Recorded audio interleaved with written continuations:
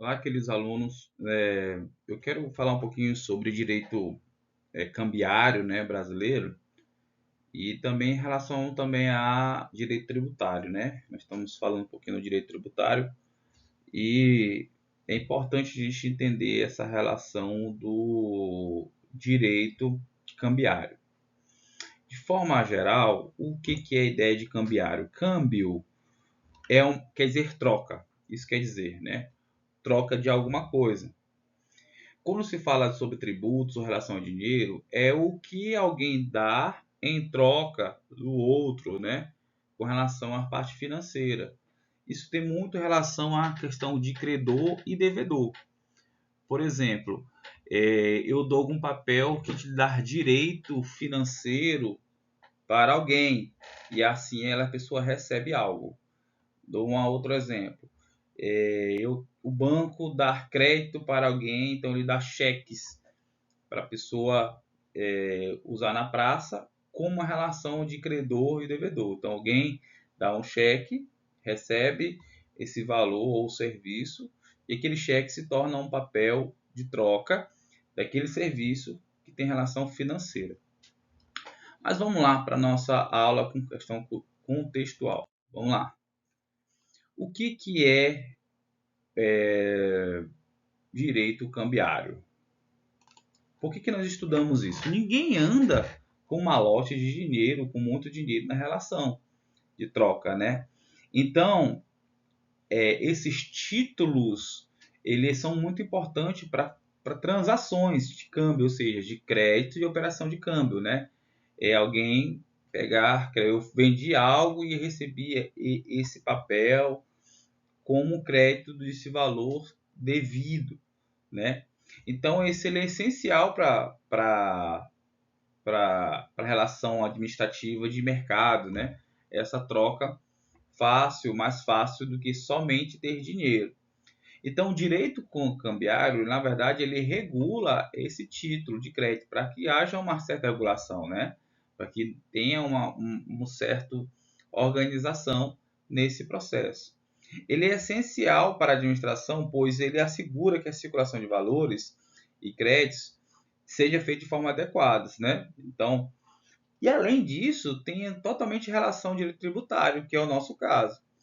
Então, vai envolver o IOF, que houver imposto de operação financeiras, vai envolver o IR, né, imposto de renda, vai envolver o ISS, né, que é o imposto sobre serviços, e também controles fiscais internacionais, se haver essa relação de moedas internacionais.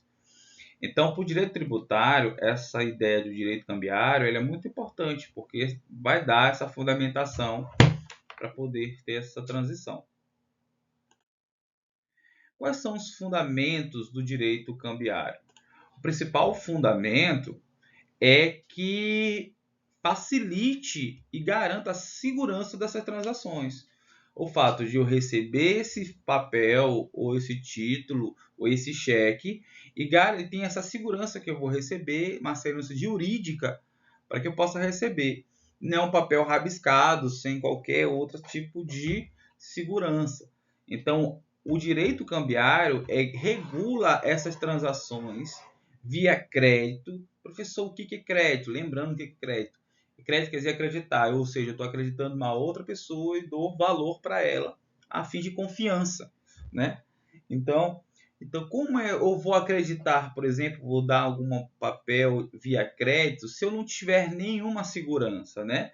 Então, o fundamento do direito cambiário me dá essa segurança e essa essa essa essa essa organização para garantir essas transações. Então, quais são as principais funções? Primeiro, o direito cambiário e os fundamentos, ele representa os direitos de crédito, né? Ou seja, eles estão relacionando quais são os direitos que tem de crédito, tanto do devedor como do credor. E isso tem direitos e deveres cada um dessa relação. Então, o direito cambiário tem essa função de definir quais são os direitos e deveres, representando na relação de crédito. A outra é facilitar o pagamento e financiamentos. Além disso, sabendo que aquele papel ele gera crédito e também pode também ajudar no processo de financiamento. Professor, não entendi. Por exemplo, o boleto que você recebe é um papel de direito cambiário, ou seja, aquele papel dá o direito ao credor a cobrar você para um futuro tipo de financiamento e assim por diante. E, além disso, serve como prova documental de uma certa dívida. Então, aquele papel daquele boleto é uma prova que você tem uma dívida com alguém, tá certo? Então, vamos lá. Quais são os principais princípios cambiários? A primeira, gente, é a literalidade cambial, tá certo?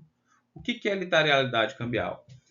Ele é o direito que está escrito no título. Então, não pode ser cobrado além ou menos aquilo que já está escrito no título. Nós chamamos de literalidade, né? A literalidade cambial refere-se à interpretação estrita e literal das regras de regulamentações cambiais. Isso significa que as operações cambiais devem ser realizadas de acordo com as regras e normas estabelecidas, sem margem de interpretações ou flexibilizações.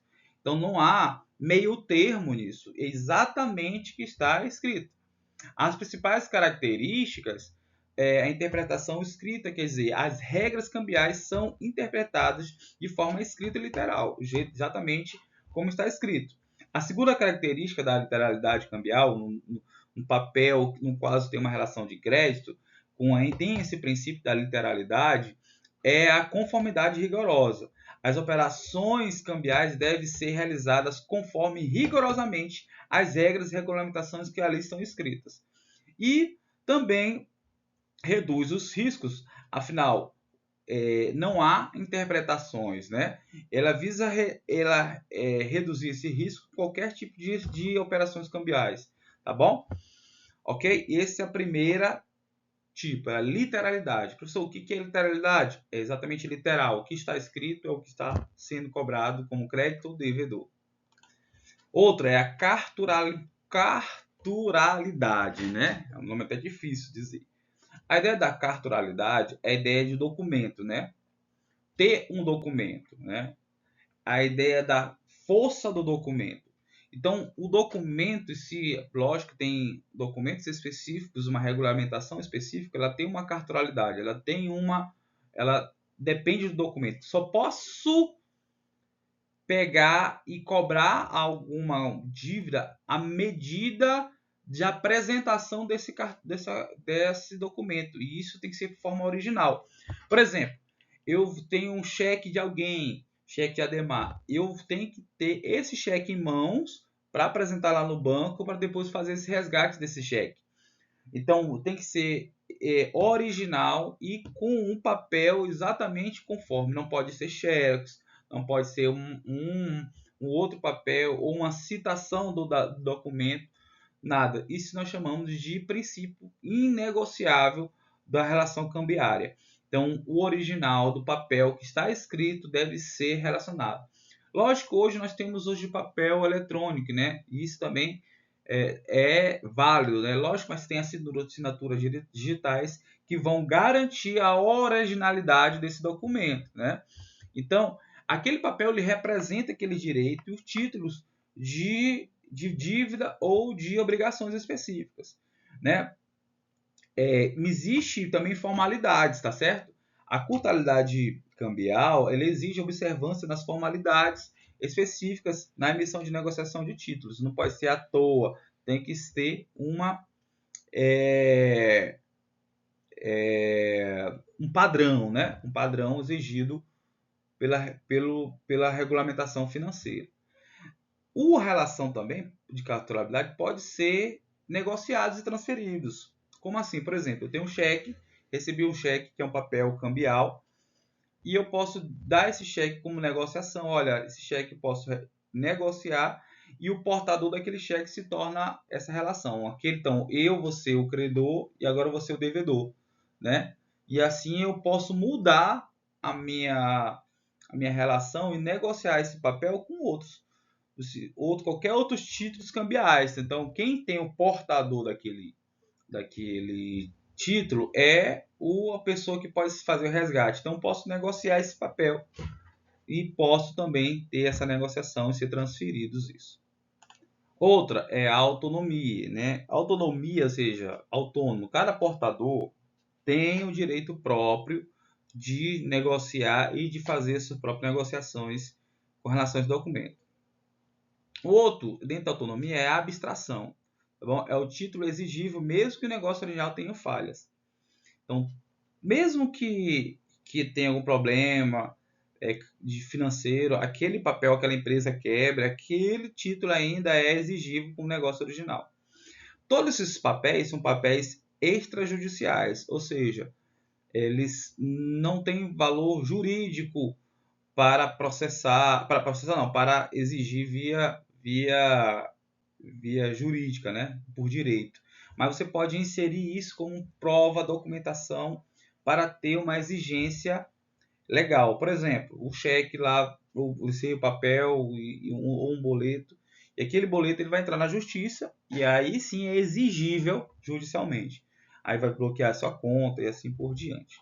Ok? Por fim, nós temos os principais títulos de crédito, tá certo? Primeiro, então o que é essa letra de câmbio? Letra de câmbio é um título de crédito que representa uma ordem de pagamento incondicionais e irrevogável. Ela é emitida por uma pessoa, que nós chamamos de sacador, em favor de outra pessoa, tá bom? Que é o que nós chamamos de portador, tá bom? Então, é uma ordem de pagamento incondicional, irrevogável, emitida por uma pessoa, um sacador, em favor de uma outra pessoa, um beneficiário portador. Para que essa pessoa ela possa receber determinada quantia de dinheiro de uma terceira pessoa, sacador. Então, dou um papel para um portador e essa pessoa dá para um terceiro, para que ele possa sacar no futuro esse valor. Tá bom? Então, quais são as características da letra de câmbio? Ela é de ordem de pagamento, né? Para pagar algum terceiro. Ela é título de crédito, né? Essa letra de câmbio ela é um título de crédito, ela pode ser negociada e transferida, então pode ser negociado. Mas principalmente a letra de câmbio ela é independente da relação comercial que ele deu origem. Ou seja, ela independente que aconteça lá, essa relação ela tem validade, né? Para que serve? Para financiamentos, né? Ela utiliza como instrumento de financiamento, para pagamentos e para garantia de outro tipo de operações financeiras. Ao mais comum nós temos aí que é nota promissória, né? Que é o bem comum. Como já falamos algumas vezes, a nota promissória é um papel, né, de título de crédito e representa uma promessa incondicional de pagamento. Então, a pessoa dá um papel e ela vai pagar depois, né? Então, a nota de crédito. Então, nessa está escrito a quantia e o tempo que a pessoa tem para pagar, né?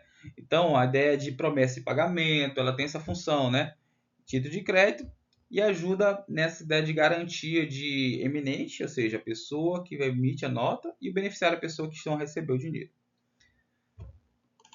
A duplicata é um pouquinho parecido com a nota, a nota promissória, né? Ela tem a ideia de crédito de dívida, né? Com uma empresa, mas geralmente está relacionado a um valor comercial de uma venda de mercadoria ou serviço. Né? Por exemplo, o boleto é uma maneira bem clara de duplicata, né? Representa uma venda a prazo. Tá certo? Você está parcelando aquilo ali e você tem aquele boleto a pagar ao final. Ok? Então, nós temos esse também título de cheque com relação a... Temos o cheque, né? Que é uma ordem de pagamento à vista, né? Então, eu dei aquele papel, um valor X, cheio, em vez de dar como dinheiro, deu valor X, e essa pessoa com esse papel vai lá no banco e dá uma ordem ao banco a pagar aquele valor. Né? Então, o cheque é um documento que ordena a um banco pague uma determinada quantia de dinheiro ao portador desse papel, que no caso é o cheque. É um instrumento de pagamento que permite que as pessoas físicas e jurídicas realizem transações financeiras de forma seguras e eficiente. E também evitar essa transição de dinheiro físico. Existem outros, né, documentos, por exemplo, tem um conhecimento de transporte, que é um documento que comprova a entrega de uma mercadoria, né, que aí isso é dinheiro, né, eu entreguei um produto, esse produto precisa ser pago nesse transporte.